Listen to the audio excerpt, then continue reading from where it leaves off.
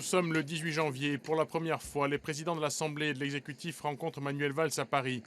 Au-delà d'une nouvelle majorité territoriale qui intrigue les médias nationaux, ce sont de vieux dossiers qui arrivent sur la table de Matignon. Statut de résident, co-officialité, amnistie, le nom est courtois mais ferme. Il a réaffirmé que pour l'instant, il n'entendait pas aller sur ce chemin-là. C'est la raison pour laquelle nous avons constaté ce désaccord. En juillet, à Ajaccio, Manuel Valls confirme. Mais le Premier ministre d'alors préfère mettre l'accent sur ce qui rassemble, la loi NOTRe et la création d'une collectivité unique en 2018. C'est à Jean-Michel Baillet, successeur de Maryse Lebranchu, qu'échoue la rédaction des ordonnances, réglant le détail. En août, le message est clair. L'important est d'avancer. Paris ne s'est pas construit en un jour. Rome ne s'est pas faite en un jour. À cette politique des petits pas, la rue répond par de fortes mobilisations, notamment autour de l'amnistie. En septembre, le ministre de la Justice fait une visite éclair, notamment à Casabiande. Jean-Jacques Urvoas ne fait pas de déclaration dans la presse, mais signe de dégel, plusieurs remises en liberté interviennent, dont celle emblématique de Pierre Paoli. Autre signe d'apaisement sur un tout autre sujet, le 8 décembre. La proposition de loi de Camille de Rocazère visant à proroger le régime fiscal dérogatoire est soutenue par la majorité de gauche. Dans les tribunes, une large représentation politique insulaire assiste au débat. La loi, qui devra être approuvée par le Sénat, vise à ne faire payer que la moitié des droits de succession aux insulaires, et ce durant 10 ans. Nous avons réussi à dépasser tous les clivages, que ce soit en Corse et que ce soit dans l'hémicycle. C'est rare. Mais l'unanimité est l'exception et non la règle. Au printemps, à l'Assemblée de Corse, lors du budget primitif, la majorité territoriale relative est mise à l'épreuve. L'exécutif veut emprunter, l'opposition menace de voter contre. Un accord est finalement trouvé.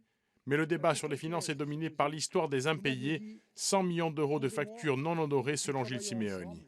Oui, nous avons un arriéré de 100 millions d'euros. Non, cet arriéré n'apparaissait pas dans les comptes de la CTC. C'est un odieux mensonge, une odieuse manipulation. C'est même assez scandaleux d'en arriver à dire ça. L'arbitrage de la Chambre régionale des comptes est sollicité. Le rapport définitif est en cours de rédaction, mais un document partiel ayant fuité semble confirmer les accusations. Aux critiques externes vont bientôt s'ajouter les critiques internes. Antoine Otavi et Delphine Ortsoni quittent le groupe de Paul Jacob et l'Assemblée de Corse. Les difficultés sont également judiciaires. En novembre, le député de Haute-Corse et 25 autres prévenus passent en correctionnel dans l'affaire dite des gîtes ruraux. Le député clame son innocence. Le jugement sera rendu le 25 janvier. En 2016, la justice s'est intéressée plusieurs fois à la politique, avec pour le conseil départemental de la Corse du Sud une enquête sur des marchés publics.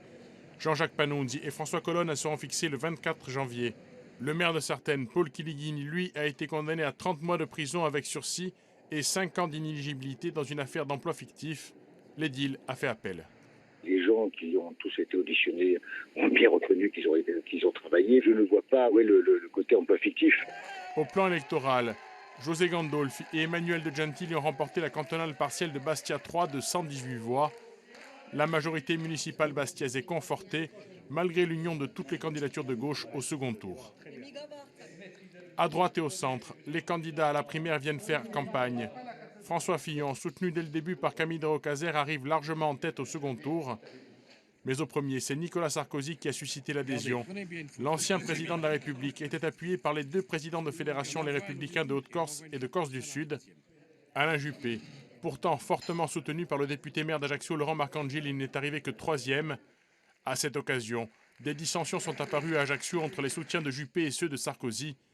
Riche en élections, l'année 2018 pourrait être tout autant l'occasion de faire la paix ou bien d'aviver les tensions.